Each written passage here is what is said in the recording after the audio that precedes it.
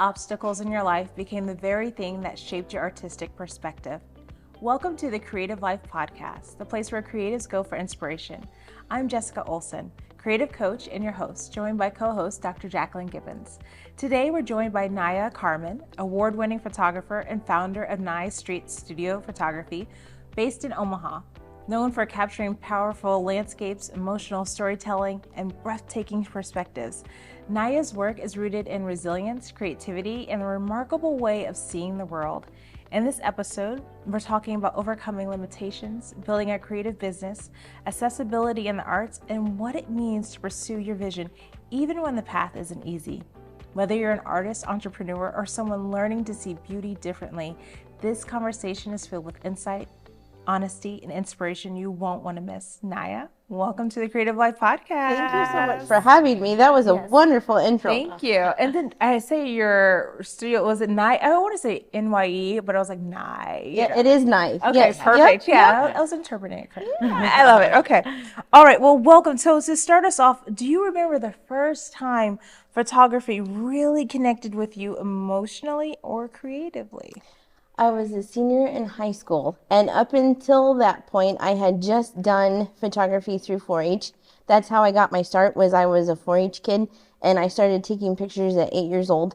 And then when I was a senior in high school, I was contacted by 2 professional photographers who wanted me to join their art show. And I grew up in Grand Island, so it was in Grand Island, and at the time, I didn't have anything. I didn't have a professional portfolio. All I had was my 4-H projects. So I took everything that I either won a purple ribbon on, went to the state fair with, or got special recognition and got it what was considered art show ready, and then joined these 2 at their art show, at our art show, and just got an overwhelmingly positive and awesome feedback from people. And there was pieces that were jumping out at people that they bought, and it was a very overwhelming positive experience. And so then it was just it clicked that it doesn't just have to be a project, and it doesn't just have to be something that I did for 4-H. I could really make this into something of my own and carry it on to where I'm at today. So I absolutely love that. So you took 4-H. So we do have an international audience as well. So they might not know what 4-H. Can you just give me like a quick 5-second summary of 4-H, and then I'm going to go into my follow-up question. So 4-H teaches you life skills, and you don't just have to do livestock, because a lot of people, associate it with livestock, but it teaches you life skills, and it also teaches you entrepreneurial skills as well. And so it lets you dabble in different projects and different avenues and different things, and then that kind of really inspires you and sparks something in you to either further pursue agriculture or photography or the arts or sewing and fashion and all different kinds of things, writing. And so it's a fantastic program, and I'm very fortunate to have participated in it growing up. Oh, that's wonderful. So I am one of those people that associated 4-H with like pigs, because I was like, state fairs and things of that nature. Yep. So I didn't know that it had the arts in it as well. Did you know? I have many 4-H ribbons. Oh, do you? Piano, for quilting, bicycling. Yep. Bicycle rodeo. Yep. I learned something new about you too. That's So a awesome. box full of surprises. Fellow Okay. 4-H'er. Yeah, right, 4-H'ers here. I need to, okay, so my child needs to be in 4-H clearly, because this Yes. is like a club that should be happening. It is awesome. All right, so let's talk about photography. When did it feel natural to you? You talked about it early on and having the 4-H and bringing your work together, but when did it, or has it felt natural to you? It goes in spurts, if that makes any sense. And I honestly think that has a lot to do with,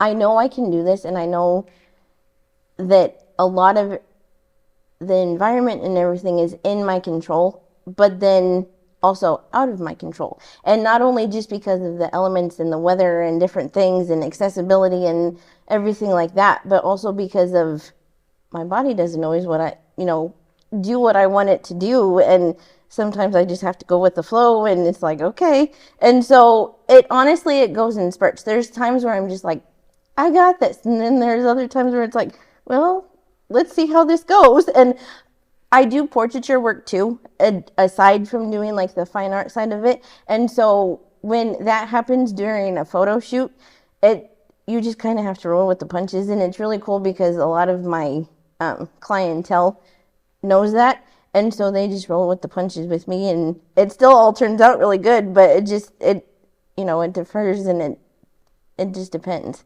Wow, that's a beautifully. I like the way that you brought us in, and you brought us in with just this transparency of saying, yeah, but kind of, sort of, sometimes, yes. Sometimes it can be like that. You feel very connected, and other times it feels fleeting, and sometimes it feels like, am I even supposed to be doing this? So, yes. Yeah. Yeah, you're gonna go ahead. This is your time. Yeah, Go ahead. no, Tell me what you I stop do. mid thought, but I want that You're thought. good. No, I have a lot of those moments too, and a lot of like coming off of a show that isn't, maybe so good or something, and a photo shoot that might not have gone as planned, and it wasn't as awesome and that kind of thing. And then you do have those doubting moments of, am I really supposed to be here? Am I really doing what I'm supposed to be doing? And then for me, God always turns it around and is like, yeah, I put you in this position for a reason. Now, there, And so you always have to take the learning lessons and the things that kind of knock you down to keep you humble and hungry to continue to strive for what's next and what's to come and the things that go right. And then the awards and the accolations and those kind of things. Oh, I love that. Yeah. Thank you for sharing that. Yeah. And I mean, can you imagine? I cannot imagine being a high schooler. Oh, and here's two professionals who are having an exhibit. Oh, hello, you're so talented and you have no idea. We'd love for you to be part of this. Yeah, it was terrifying. And my band teacher is the one who gave them my name. And he was my elementary school. Well, he actually elementary all through middle school, but he was the one that gave him my name. And he's like, oh yeah, she's awesome at this. And it's like, I only have 4-H stuff. How do you think I'm awesome at this already? But that is honestly is what opened the door, and it changed everything. So, but yeah, I was terrified, and I was like, why do they want me? And isn't it so interesting that you have this tremendous gift and you had no idea? Yeah. But there were professionals who knew. Mm-hmm. They saw it and knew. Yep. Just like Jewel Rogers. Yes. She talked about a pivotal moment in her early education as well with getting her poetry. So it does matter. Those moments do matter when someone sees you and champions you and says, nope, get out the door. You got this. They matter. What comes naturally for you, you don't realize is a tremendous gift. And also piggybacking off of that, when you're told so often in life from teachers and from, people throughout your life that you're not going to be able to do anything and that you won't be able to amount to anything, to have somebody recognize something in you is just, it's indescribable, because it's those moments that you have to hang on to. And if they see something in you, then you have to pursue that, because growing up with a disability like spina bifida, you don't get those moments very often. And so when they come, you cherish them, but then you chase them, So, yeah. I like that. She said you cherish and you chase. Yep. I like it. We don't hoard onto it. Yeah. We go after it. Yeah. I like that, Nia. And I mean, you are referencing God and what He puts in your path. Yeah. You chase that. Oh, yeah. You chase that Oh, I love that. So, openly sharing living with spina bifida, and how it shaped your experience in growing up. How has that influenced the way you see the world as an artist? I see everything from a different perspective than a lot of people. And that has to do with accessibility, but then that also has to do with how I manage things and how I go about life and how I tackle things versus somebody who's able-bodied, and it's twice as hard for me as it is somebody that is able-bodied and is able to walk and climb Mount Kilimanjaro and all these things, and I can't do that. So I have to find the things that I know that I can do and that I can accomplish, and go after those, because even though they seem small to a lot of people, and a lot of times they seem small to me, because it's like, well, I can do better and I can do bigger. But you have to go after those things, because then that's what not only helps you grow, but then that also is what keeps you going more and more, and find, find a different perspective and find things that other people don't see. Absolutely. And so I think that that's important, is that the fact that the artist perspective changes. And sometimes our challenges, so we have an audience that's listening to this, and maybe they can resonate with someone on the set, maybe they can't. But I think we've all had some type of challenge, right? Oh, and so yeah. you're getting to the core of the issue. You're saying like, hey, I had a challenge and I recognize that challenge, and I'm using that challenge to say, okay, to get strategic, to say, well, I can do this thing. So how can I do this thing? And how can I bring my unique self to this thing? And that is really powerful, because once again, anybody can think about that, and they can draw that into their own artistic process and say, hey, we are all different, yes, but where are those challenge points that make me truly different, that make me see different, that make me act different, show up differently? Thank you for bringing that into the conversation. Yeah. Because I think that's very tangible. Right, right. So we've already mentioned accessibility. What does accessibility in the arts mean to you personally? I'm hoping that I am bringing more awareness to it, and more awareness to the fact that just because somebody is disabled does not mean that they don't have a purpose, and doesn't mean that they can't do something that adds value to the world. And they just need a platform, and they just need somebody to truly see them and say, hey, let me help you with your dream, and to pursue it and accomplish it, and give you a platform, and off you go. And that's what I was given when I was a senior in high school, and I will forever be so grateful for that. Wow. Absolutely. 'Cause Yeah. it changed. It was a pivotal moment that actually changed your trajectory in life. Like you said, someone gives it to you, you cherish it, and then you chase it. And this is the proof that you have done just that. Yeah. Wow. Yeah. So how would you describe your artistic style or philosophy as a photographer? My style is realism, and my philosophy is I want to be as pure in my photography as possible. I want to have somebody be able to go where I was at any given moment and see exactly what I saw, and I don't Photoshop at a whole bunch at all, and what God has created, I want to capture, and I want to capture that as pure as possible, and I think that that's very important too, because that within itself then gives somebody a spark, and well, I can do that, or I can piggyback off of that and find my own thing. And so I want to stay true and real as much as possible, and be able to have everybody experience the world through my lens and God's creation and everything like that. So Love it. I like that. And that's interesting that you're saying your realism, because nowadays there's a lot of conversation about what is real and what isn't real. And even now, when you're uploading things on social media, it's asking you clearly, is this AI generated? Is this not? And so for you to, it almost feels like to stand aside, not in a negative way, but to stand aside from the crowd to say, I choose to capture it as it is. Like you just said, because I want somebody else to experience it as it is. And that's not to shame people who are using different tools to enhance their pictures, but because AI is so popular, and it is, I use AI. Who doesn't use AI at work? It's just so common now. It's in everything. But you are intentionally saying, I want to preserve something in this. There's something here that I want to have unadulterated. And that's an interesting statement to make right now. Purists are far and few between. Yep, they are. Yeah.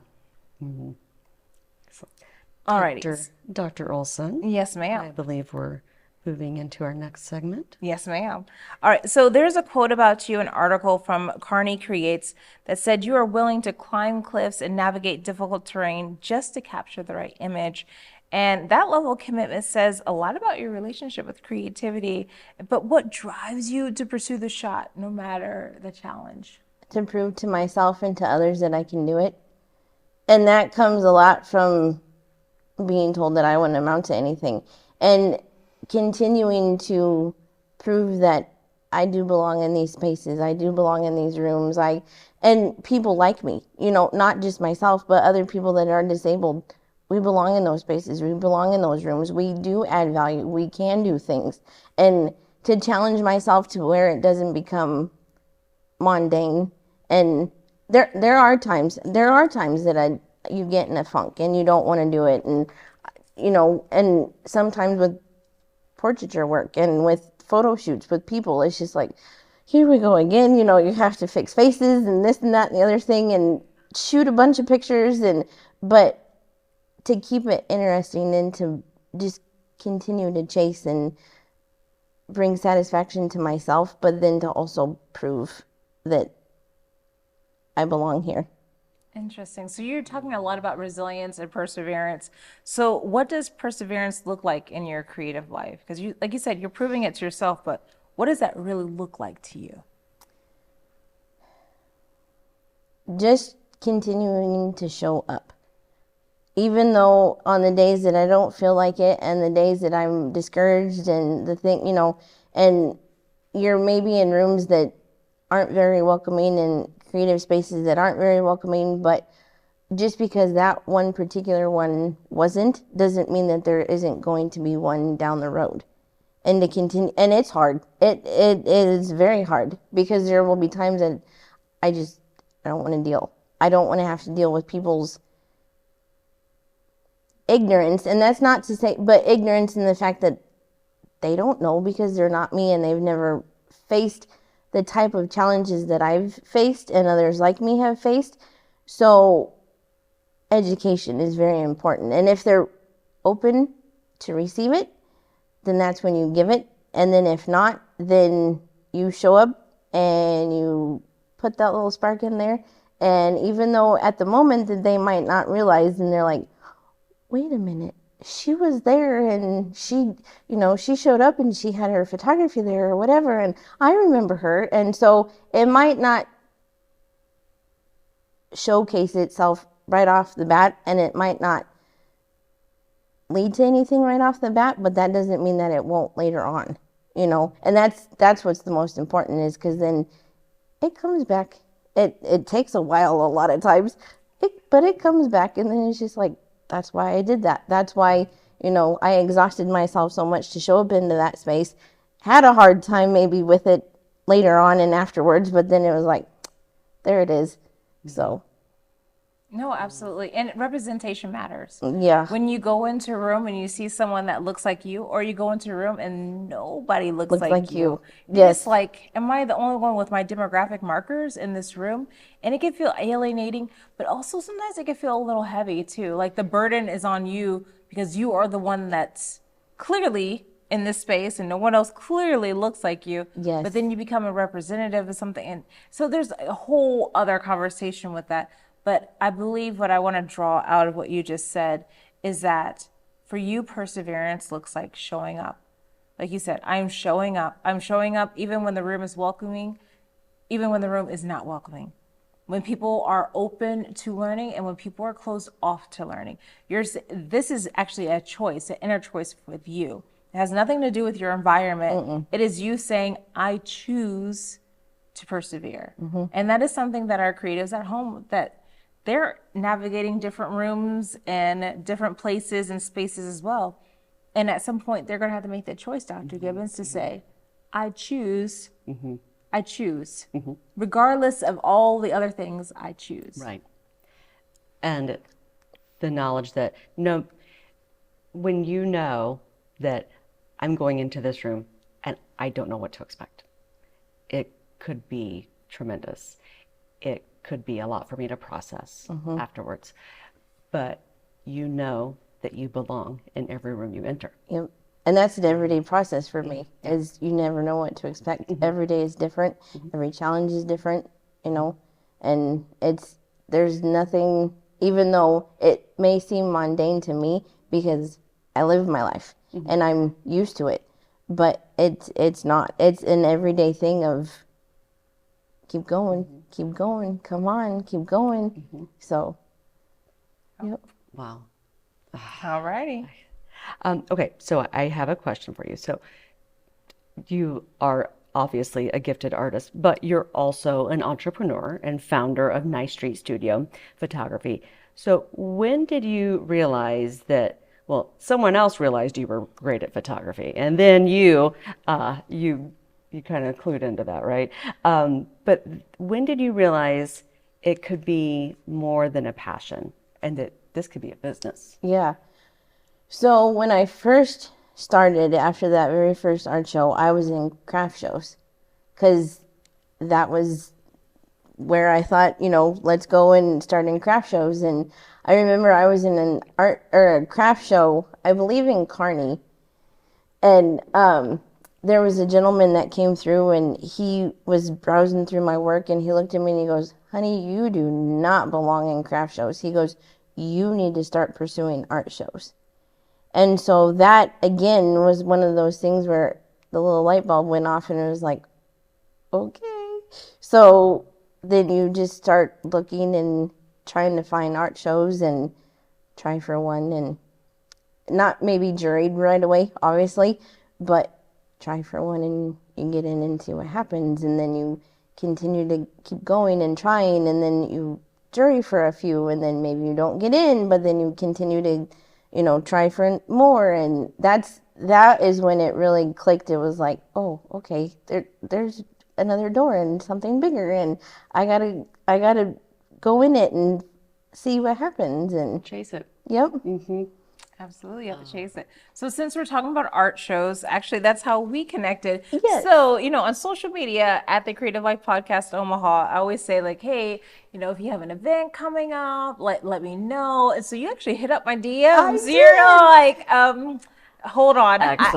Yes, ma'am. I do have something that I want you to cover. Excellent. Yeah. So how about, okay, so you're also, actually, Dr. Gibbons, you have this question. It's a little bit further down, but I'm going to jump in and then you could do the thing. So you're also helping coordinate an upcoming art event, and that adds another layer to just being an entrepreneur, but you're also a leader as well. So what inspired you to step into event coordination and community organization within the arts?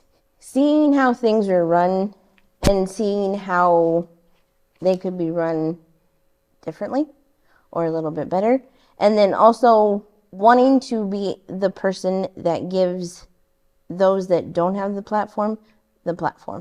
So in my art show, I always try and find a student artist to showcase, and it's either a senior in high school. What I'd really like to do, and what I've been trying to do, is definitely a senior in high school. I would like a 4-H kid, just because then it was like, hey, if you're doing art now, look at what you can do. And then also the disability community, because I want, if there's somebody out there that's an artist and that is starting to dabble in things, but they're in a situation like I am or something similar, or maybe even a little, more involved, I want them to be able to have that platform and be like, okay, this is where I can start. Let's see where it goes. And that is truly what made me jump on it, and was like, let's see if I can do this. All right. Well, so tell us more, because I know there are going to be people who are watching this that want to come. So tell us the name of the event, when the event is happening, what they can expect. Tell us more, because now Dr. Gibbons is over here like, oh, that's cool. And so you're already getting a fan club. Tell us, dive in, tell us more. We want to come. So it's called the Platte River Art Show, and it's out at Mahoney State Park in Ashland, Nebraska. The show itself has been going on since 1999, and I came in as an artist in 2010, and then I was handed over the reins in, this is my 4th year, so 2023-ish, 2022-ish. Yeah, math, one of those. And then have now stepped into the role of organizer and promoter and have shifted how things work and how, I go about approaching the art show. But yeah, I've been doing it. This is my 4th year. So. Okay. And then what can we expect? So if people are coming out to Mahoney State Park, Yep. What can they expect? And then also tell us the website too. So is this free? Is this a ticketed event? Tell us more. It is free. We have a Facebook page. It's Platte River Art Show, and you can find us on Facebook. And I introduce each artist that's going to be participating in each show. And size kind of has fluctuated with how many I can have participate, how many participate if I have a full show, if I have a half a full show, that kind of thing, just because of what the park is having going on, whether it's construction or, that kind of thing. But they can find us on Facebook at Platte River Art Show. And then our fall show is coming up October 2nd, 3rd, and 4th. And so it is free, but you do have to have either a park sticker to get in or a day pass, which as of right now are $7. Mm-hmm. And so, but then after that, it's free to attend. Okay, that's wonderful. So if we wanted to follow you on social media, just to, like you said, you're on Facebook, but if we wanted to follow you on Instagram or any other channels, how could we do that? That way we could keep following you as an artist, but also your journey as an entrepreneur and an arts organizer. So tell us about that. So on Instagram, it's my personal Instagram. It's at Nia Street Studio Photography. You can find me on Instagram. You can find me under my personal name too, but that one's private. And my Facebook page is Nia Street Studio Photography, and then the Platte River Art Show. And I always connect the two. Like I cross post everything and advertise everything, and so it kind of goes hand in hand. And then each artist that showcases, you can find their personal information either through their business page, or when you come to the art show, you can get information from them then, and business cards and that kind of thing. Okay, well, that's wonderful. We're actually at the last 30 seconds of today's episode. I know, but it has been really wonderful just having this conversation with you. Thank you for having me. Yeah, absolutely. Well, thank you for jumping in my DMs. That was cool. I like that. And so it was just really wonderful having you on the show. And so for our creatives back at home, just know that we'll have all of the information for the show and just not your personal, but the business Instagram. We won't cross-pollinate that. But you can find more information about her in our show notes. But also, hey, guess what? If you like this episode, like, share, leave a review. Leaving a review helps the algorithm promote this show to other listeners. And remember that no matter where you are in your creative journey, that your art is worth it. I'm Dr. Jessica Olson, and this is Dr. Gibbons, and we're signing off. Thank you for tuning in to the Creative Life Podcast. Good night.